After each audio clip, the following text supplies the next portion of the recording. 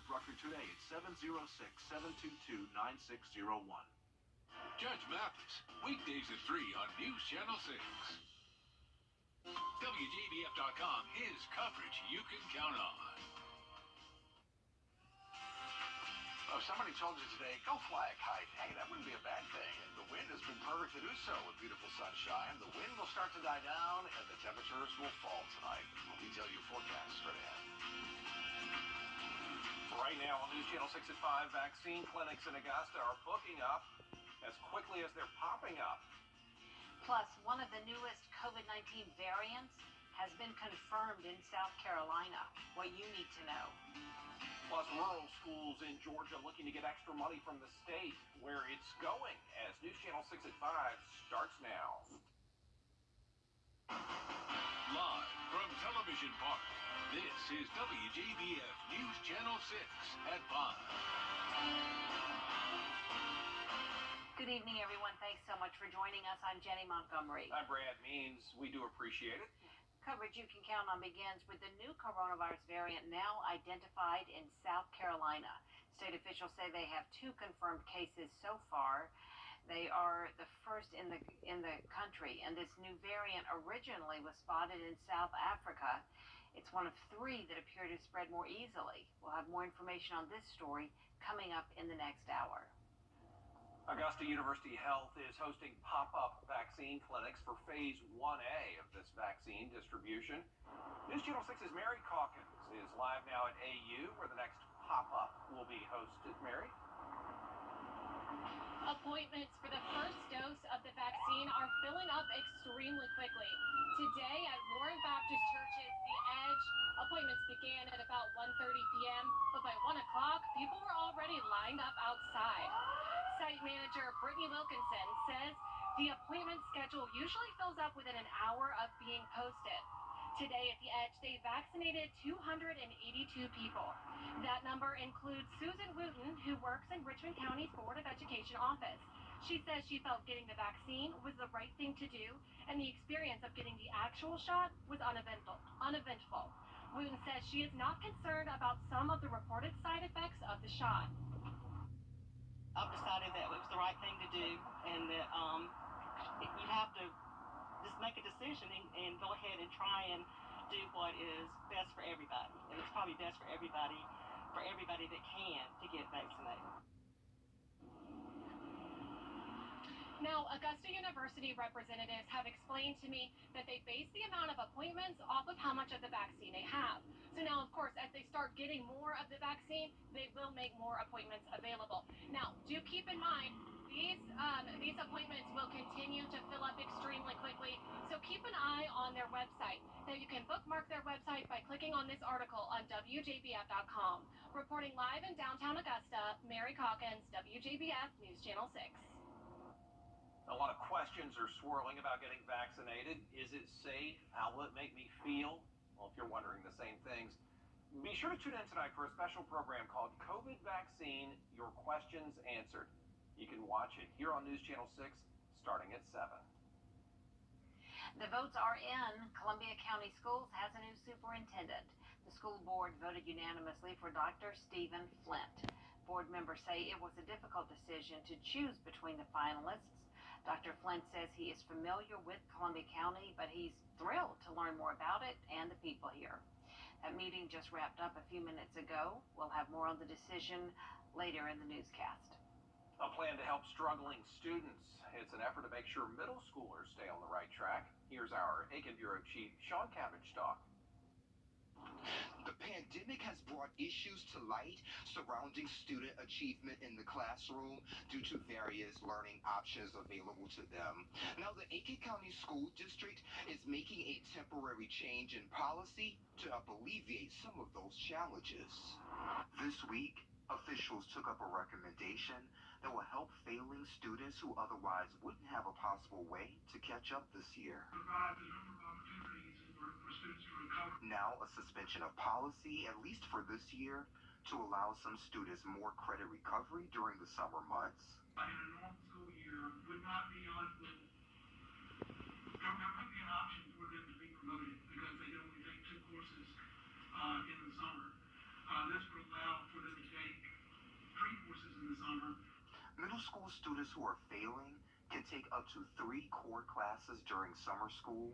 Students at that grade level will only need to pass English language arts, math, and either science or social studies in order to be promoted. The requirement is that they pass all 4 subjects.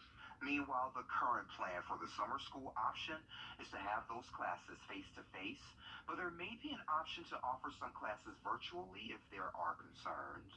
We're still at a point where there's such a fear that some students don't want to do face-to-face because of the pandemic. We're going to have some virtual offerings. And those changes are only for this semester. The former policy is expected to be in place for next year. I'm Aiken Bureau Chief Sean Cabbage-Stock, WJBF News Channel 6. Well, we're still waiting for our friend who owns the pontoon boat. It's gonna be May or June, I'm afraid. I know, where is he? We miss him. Lake Lanier, a beautiful view. We didn't get our Clarks Hill Lake back together, but I can promise you, even at Clarks Hill, it's beautiful today. Satellite radar loop is showing our sunshine, although it is a bit on the breezy side. High pressure over Springfield, Illinois, the land of Lincoln. There's our high pressure. And then notice the low pressure. Remember the low that came over yesterday? Well, it's well out of the Atlantic, and it's gained a lot of strength. And it's air around high pressure, low pressure. It's basically isobars, what we call lines of equal pressure. When they're real close together, you have breezy conditions. So we're right in between that low and that high. So it's a bit on the breezy side. As the high heads towards us, the low exits, winds will start to die down for tonight. Case in point, 12 miles per hour in Waynesboro, 17 gusting up in the city. Aiken, pretty much the same thing. And we'll continue, again, breezy conditions for at least, I'll say, a couple more hours. 55, our current temperature reading, 52 in Aiken, Louisville at 57, Washington 53. All in all, cool, but certainly a lovely afternoon. Once the sun sets, temperatures will go right down with it. It's going to get cold tonight as we'll see lows in the 20s. And coming up, we'll talk about rain. Unfortunately, it's for the weekend. It'll be here on Sunday. I'll show you what to expect in just a few minutes. Johnny Brand. Tim, thanks a lot. New at 5, a suspect in jail tonight charged with attempted murder in a shooting that happened this morning in Aiken. Derek Dunbar is in the Aiken County Jail. Investigators say he shot Henry Mixon this morning around 8:30. Mixon was taken to the hospital where he's being treated. The COVID crisis has Augusta leaders preparing to take action. The city's working on a policy for commissioners to guide having employees work from home. The number of cases is higher now than last spring when the city closed the municipal building to the public. The mayor says he does not support closing down city offices again. The number of COVID positive cases has been incredibly high, and it's concerning. We're not at that point of where we need to shut the building down because we're smarter. I mean, when you look at where we were in March of 2020 versus where we are now, there have been a number of significant learnings. Several commissioners we talked to say they are not in support of closing offices again and allowing non-essential employees to work from home. By the way, a quick reminder that special on the coronavirus and the testing and the questions that you might have about the pandemic will be answered in a special report at 7 o'clock on our website, wjbf.com. I'm going to stream that for you all tonight. Georgia state leaders are taking extra safety steps this legislative session. Lawmakers trying to find creative ways to meet in person while they try to balance the 2021 budget. But before they even get to the in America. School districts learned to adapt last year during the pandemic and are working with a smaller budget this year. Some of the most affected schools are in rural areas. News Channel 6's Chloe Salsameda tells us how the governor is planning to help them. Rural schools forced to make difficult decisions this year. The governor cut $950 million from schools statewide. The pandemic is straining the state's budget. It was about $370,000 or so, which is a major amount of money. I mean, like that's 3 teachers. Districts in rural areas like Warren County explored where to make cuts. Every single grade level we have has an extra teacher that's locally paid or paid by a federal grant. So we were fixing to have to start, cutting. And where you cut to get that kind of money to cut that kind of money is in personnel. Luckily, Warren County did not lose any teachers this year. They got some help from the CARES Act. So did Lincoln County. It's amazing how expensive some things have become. The Red Devils almost had to cut their fine arts department.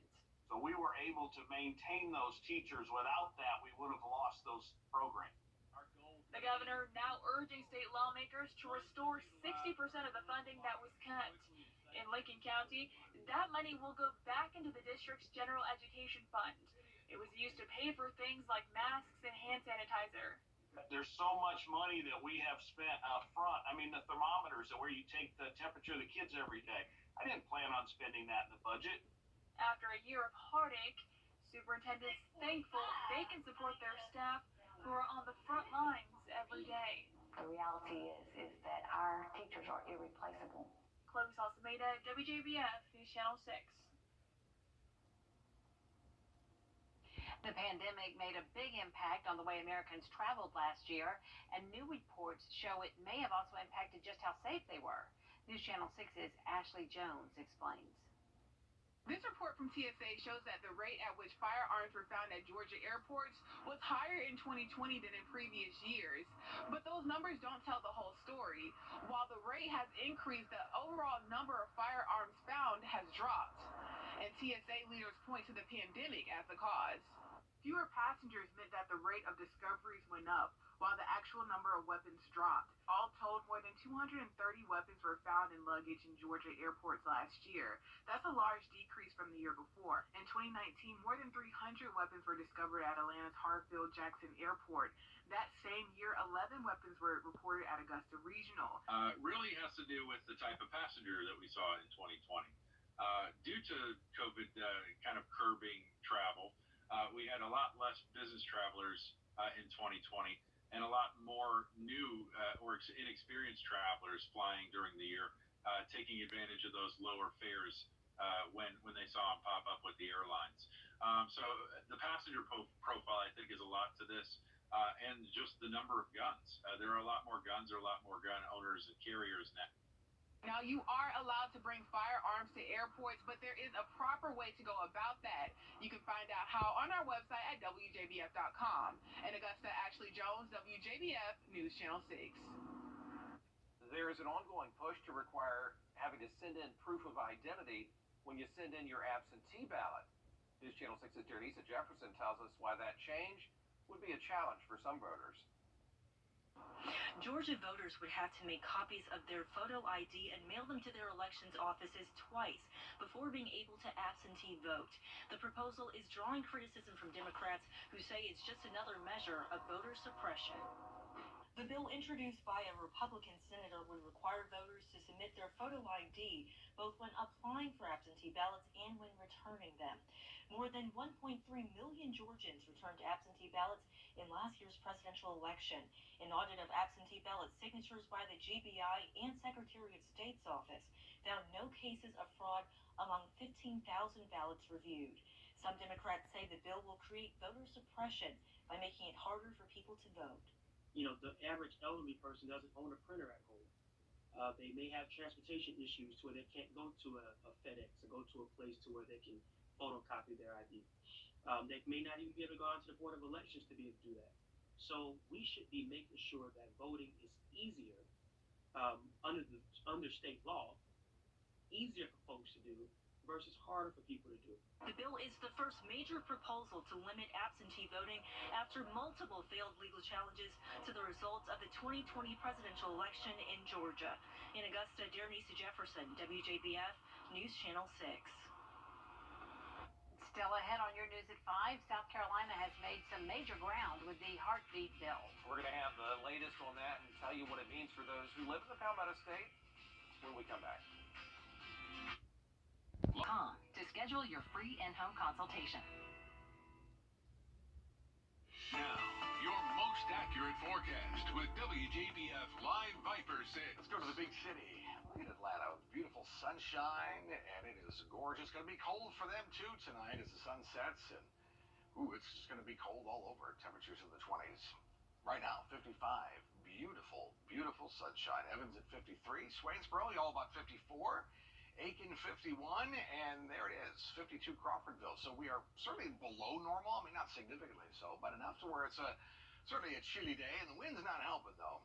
With a northwest wind, 18 miles per hour in Evans, it's 17 gust up in Augusta, and down at Midland at 10 and 12 in Sylvania. So get the picture here.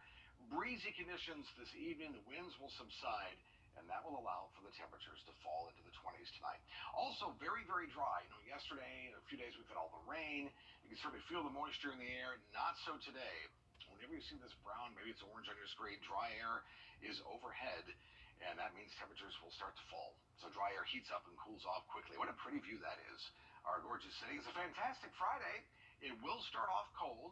We'll do the 20s. I think everyone's going to see 20, maybe further towards the southern part of the CSRA, around 30. Rain, though, does return. I say late Saturday. That certainly is a possibility, but more likely as we get into Sunday. Our rain chance significantly higher on Sunday, obviously 80%, and we'll dry it out early part of next week after that. So here it is, beautiful right now. Here is high pressure well to our north. It sits over the land of Lincoln. It's moving towards the east. And as this heads our way, this will be Friday's weather. All right, lots of sunshine. Notice the clouds out towards the west. These clouds will be in there Saturday with our next system on Sunday. So here's Friday night. High pressure basically on top of us. It moves off towards the east. Here comes our next storm system. Notice the warm front, and by Sunday, that'll move on through. That'll get us to the mid-60s on Sunday, and then here comes the cold front. And once that cold front gets closer to us, I think we'll have enough moisture to produce some decent rain, and then it'll move on out and some clouds around for Monday, but the rain will be done. So let's jump ahead to Sunday. Here's Sunday afternoon. Scattered showers will start to move on in. Not a lot of heavy rain with this, and don't expect a cold rain. So I think we'll be in the 60s. But once we get into Sunday evening, notice a little yellow here. So here's the front. So ahead of this front, we're certainly going to have some decent rain. I wouldn't surmise that we could have some heavy downpours, maybe half inch to an inch of rain in some places. There's 11 o'clock on Sunday. That'll move off towards the east, and we'll start to clear the skies. Tonight, cold, 27 in the city, 25 in Aiken. Look at the Saluda, 24, 30 down to Swainsboro. Tomorrow, beautiful sunshine, double nickels. We'll do 55, 56 in Waynesboro. Again, a beautiful day, a little bit below normal, but still with plenty of sunshine. It will be nice. All right, let's look at our 10-day forecast. 29, still chilly for Saturday. There's our rain on Sunday. Notice we'll cool it off a little bit for Monday. There's Phil, 56 on Tuesday, and we'll warm it up again, 60s by the time we get to Thursday. Next forecast. And now to a developing story out of the northeast of Georgia. 6